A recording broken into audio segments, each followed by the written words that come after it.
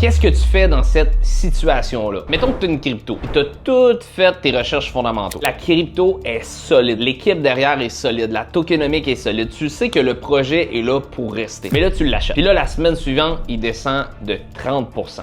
Semaine d'après, moins 50%. Semaine d'après, moins 80%. Puis là, tu n'as pas mis de stop loss, tu n'as pas calculé ton risque, tu n'as rien fait de ça. Tu as fait des erreurs. Mais là, tu es moins 80%. Tu fais quoi avec ça? Est-ce que tu ajoutes à ta position? Est-ce que tu prends une perte de 80%? Est-ce que tu hold puis tu croises les doigts que ça remonte à quelque part? Je vais te donner mon opinion sur moi, qu'est-ce que je ferais dans une situation comme ça. Numéro 1, il faut que tu regardes où on est dans le cycle. Ça, c'est super important. Si on est dans le début du cycle haussier, forte chance que je vais accumuler. Pourquoi? Parce que les gros joueurs, c'est ce qu'ils font. Les gros joueurs, ils attendent des corrections de 50, 60, 80%, c'est normal. Ils accumulent dans des bas comme ça. Puis les petits joueurs, eux, qui n'ont pas d'expérience, ben ils vendent en panique. Fait qu'ils vendent à qui? Ils vendent aux gros joueurs. Après ça, si j'ai un projet que je suis down 80% dessus, je vais jamais vendre à perte. Les niveaux où ce que tu vas vendre avec de l'émotion, moins 80%, c'est souvent les niveaux où ce que les gros joueurs vont accumuler. On y va dans le contexte que ton projet, c'est genre un projet fondamentalement qui est solide, là. Si c'est un meme coin, il y a fortes chances que là, tu te sois fait rug pull, ton projet va tomber à zéro. Oui, ça vaut peut-être la peine de sortir puis de recycler son argent ailleurs pour refaire peut-être tes pertes. Puis oublie pas, c'est pas un conseil financier, c'est mon opinion. Et là, on n'a pas un contexte en particulier d'un coin, on parle d'une situation X, Y, Z,